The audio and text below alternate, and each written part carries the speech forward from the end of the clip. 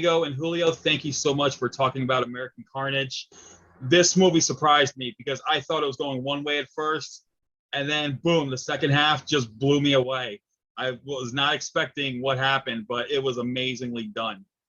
Thank you. Thank you so much. It means a lot. So, where did the idea for this movie come about?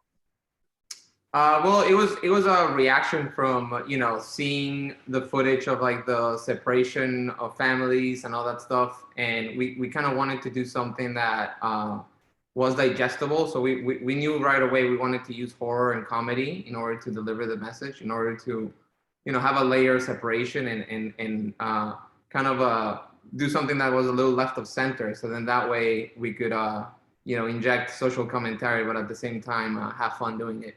Yeah, we definitely didn't want to be too preachy about it. We still wanted to, say something, a social message, but the way we want to do it is as with genre film. That's what we like. So we wanted to do this horror comedy to kind of give a little bit of our opinion in certain matters, pretty much. That's amazing. I gotta tell you, with the horror element, at first I was imagining kind of like The Shining, in some way, with one specific character, and then when the old guy comes out and does the spider walk, that totally creeped me the hell out. and then once once everything was revealed in the second half, that just floored me. Nice. And I gotta tell you, man, this is a great cast. I mean, Yes. You got Jorge. Jenna is like, I'm telling you, Jenna is like this year's horror queen. This is like the third horror movie I've seen with her that just came out this year alone, and the whole cast is great. What was it like working with them? We got really lucky in the sense that they responded to the material right away. But then more importantly, when we put them in the same room and we were doing the rehearsals, like there was an immediate chemistry, which allowed us then to like do a lot of improvisation on set, because we could tell right away that they were really getting along and they were like feeding off of each other's energy. And so, they were able to elevate the material, but at the same time, we had a lot of fun doing it. And also, I mean, it was so easy to work with them. Everyone was happy, everyone was always collaborating, joking around. I mean, it was a very pleasant experience, loved working with everyone. That's awesome. I gotta say, man, Eric Dane, I'm not used to seeing him really play a bad guy. So it was great to see him in playing this sinister role. And Brett Cullen, I seen him play scumbags, but this is probably the most scummiest he's played of all. This state governor who decides to just create this new law, and I can see where the social commentary comes from, because I'm Puerto Rican I'm Puerto Rican, born in New York to Puerto Rican parents. If that ever anything like that happened to me, I was like, I better not expect anything like this movie. That's for sure. Exactly. So, how long did shooting take, and what difficulties, if any, challenges did you face during production? Well, in terms of challenges, it's always that expectations versus reality. What's in your head, what's in your vision versus the reality of the time you got, the resources you have. So it's always finding that sweet spot between the two of them. And in terms of how long did it take to shoot, I forget. The show for 22 days. Some of them smaller units, some of them full unit, full crew. But yeah, I mean, resources were very limited, and everything was a challenge. Sometimes from the visual effects, from the prosthetics, that took a long time. Aging people. I mean, that everything was a little bit but an obstacle in a way. But with the amazing crew that we had, the talent, the cast, everyone pulled together, and everyone was, give their best, and we made it work. But yeah, I mean, like every indie movie, there's always something every day. It's a group effort, and yeah, there's always something that comes up every day on set, but then you figure it out. Then by the time you're done with it, you kind of just forget about it and then focus on what you got.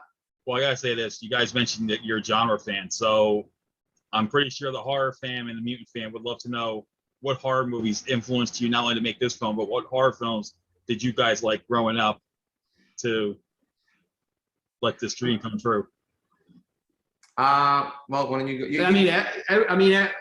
the horror movies that we like everything. I've always been a huge Friday the 13th, Jason, The Shining. We can go to the classics, but we also like a little more sci-fi horror, like Alien, stuff like that.